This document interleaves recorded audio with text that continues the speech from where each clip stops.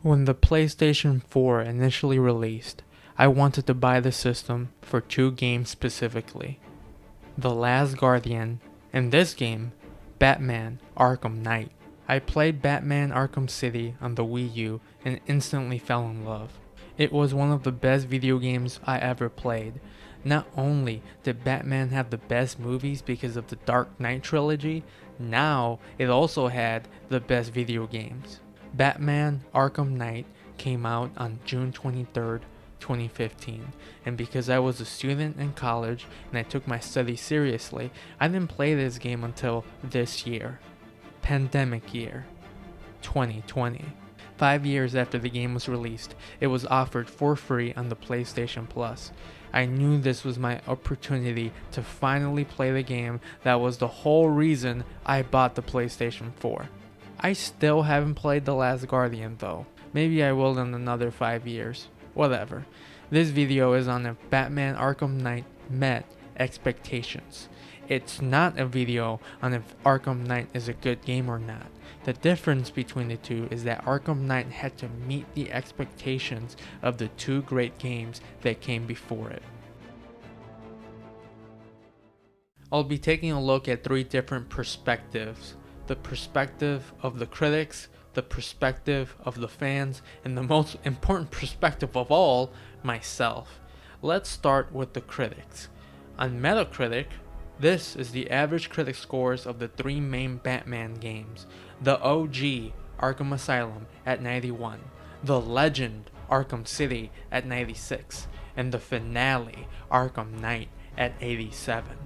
Looking straight at the numbers, Batman Arkham Knight was below the level of quality that the other two set, but 87 is still very good.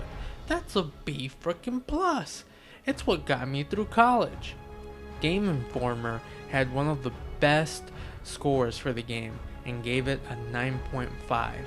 They said, "The story steals the spotlight, diving deep inside of the Dark Knight's mind for a cerebral and terrifying journey."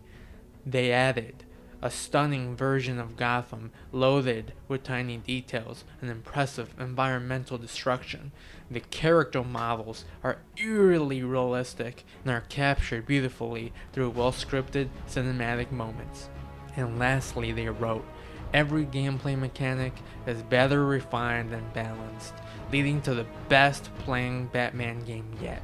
The Batmobile, unfortunately, is a part of far too many blasé, I think that's how you say that, tank encounters."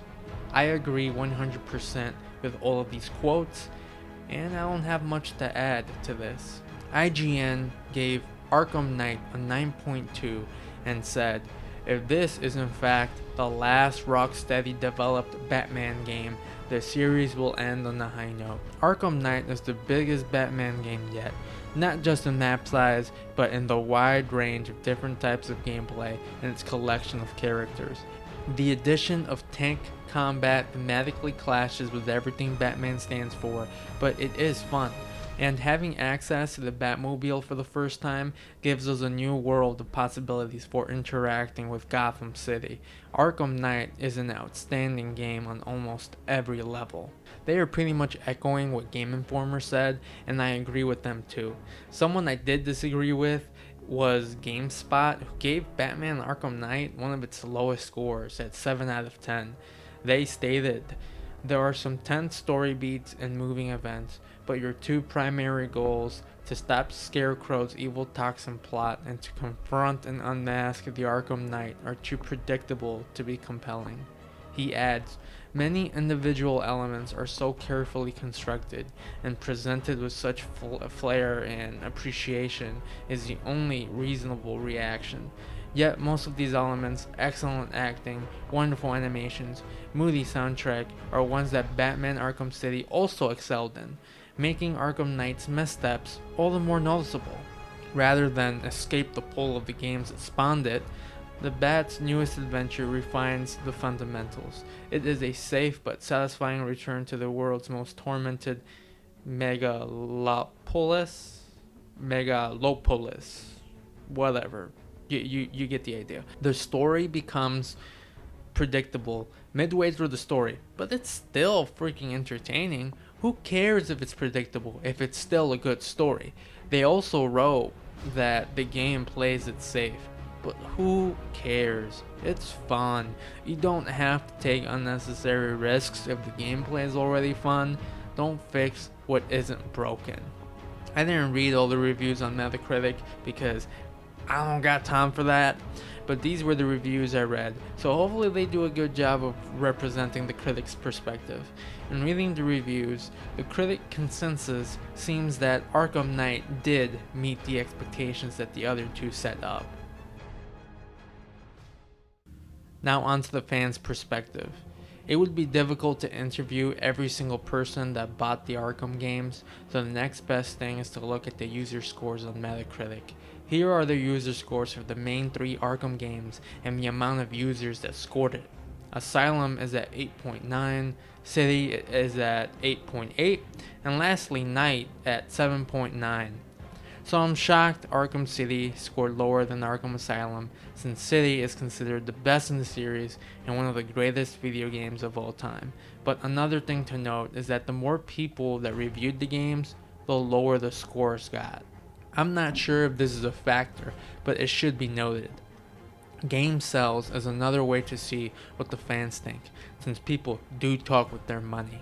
The only reliable source I could find on sales statistics for this series was this tweet from Matt Piscatella, a video game industry analyst for the NPD group. In the tweet, Arkham City has sold the most in the series, followed by Arkham Knight and lastly Arkham Asylum. In the tweet thread, Matt reveals that Return to Arkham was not included as part of the individual game sales, but stated that even if they were included, the rankings would remain the same. Asylum has an excuse for being last, since it was the first in the series, and not as many people knew about it, but Arkham Knight has no excuse. City sold more than Knight, even though at this point the series was already known and popular. Fans spoke with their money and said that City was the better game. Using the Metacritic user scores and the game sales as evidence, Arkham Knight did not meet the expectations that the other 2 games set in the eyes of the fans. Upcoming, I'll be talking about my perspective and the story as a whole, so spoilers is to follow. If the game was still $60, there could be a debate on whether you should buy the game or not, but at this time of writing, it's $29 on Amazon and probably going to be cheaper soon, so you should just go ahead and buy it. There's no debate anymore. Get it, or don't buy it, and get the Arkham Collection instead while you're at it. I got this game through the PlayStation Plus, so I had the pleasure to experience this work of art for free. Playing the game for the first time, my jaw dropped. The graphics are insane. There is no doubt that Arkham Knight is the best looking of them all. Full disclosure, I have not played Asylum yet, but I have seen what it looks like, and Knight looks way better. Like I said earlier, the story was predictable because of one thing. The game is built around the mystery of who the Arkham Knight is. Halfway through the game, there are these random torture scenes with Jason Todd, the ex-Robin, which at this point has nothing to do with the story. So anyone with common sense would think that the developers are showing these scenes for a reason. Furthermore, the Arkham Knight constantly calls Batman old throughout the game. You're old, you're predictable, and you never stood a chance. If you put 2 and 2 together, the Arkham Knight is Jason Todd. The reveal didn't surprise me, but like I said earlier, it was still entertaining. I still wanted to keep playing. I think that's what writers sometimes forget, that as long as the story makes sense, and the story is entertaining, it doesn't matter if it's predictable. Although it was disappointing that we didn't get a 1 versus 1 hand-to-hand fight with the Arkham Knight. That seems like a huge missed opportunity. The rest of the story and side stories aren't masterpieces, but they were good enough that I never got bored. Catwoman is as sassy as ever, Riddler is still annoying, Batman is extremely cold to Nightwing and Robin, and the whole Barbara Jim Gordon storyline was awesome. Jim leaving in the beginning was heartbreaking. She's my family! My daughter! She's all I've got! I never should have trusted you. Never!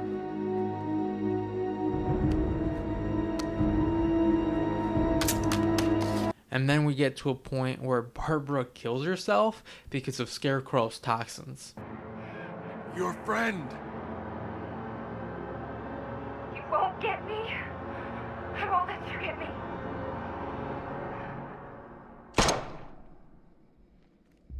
You will bring death to all who follow you. It all turned out to be fake later, but man, when I watched that scene, it was depressing. I could just feel Batman's guilt. How can I talk about this story without talking about the Joker? This guy made the game what it was. Whoever had the idea that Batman was hallucinating Joker and was slowly going to turn into him is a genius. Give that person a raise. Have them write the next Batman game. The Joker died in City, which meant he couldn't come back for this game. But the hallucinations made it so we could get some nice Joker action while making sense in the context of the story. I loved the little comments that Joker would make that would add fuel to Batman's growing anger. It was also genius that Joker's worst fear is to be irrelevant, which is why Joker would say those loathsome comments to Batman to get his attention.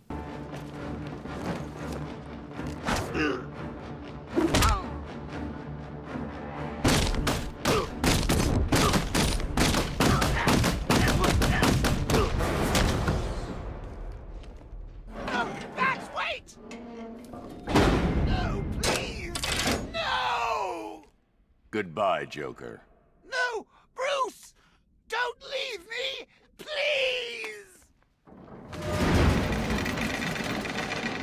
I need you.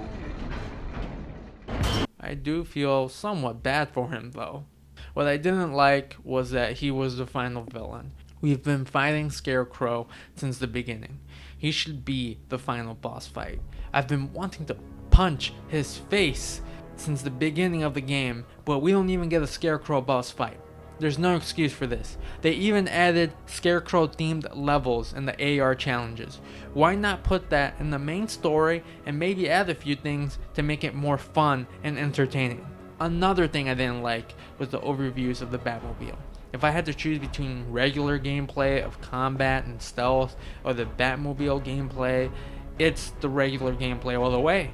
I got to a point where every time I had a Batmobile mission to do, I would sigh and just try to get it over with as soon as possible. It felt like a chore, but the regular gameplay never felt like that. The combat was always entertaining. The game makes you feel like you are Batman, and that's how you know the game succeeded, because that's the entire point of making a Batman game, to make you feel like freaking Batman. I did die multiple times in certain sections, because I was playing on hard mode. I didn't have a gripe with the difficulty in this game at all, but I do like to remind everyone, including you, every once in a while, that I do and can suck at video games. I finished the story, but I didn't see the ending, because to see the real ending, you have to collect all the Riddler trophies, and I don't got time for that. But I did see it on YouTube, and it was satisfying.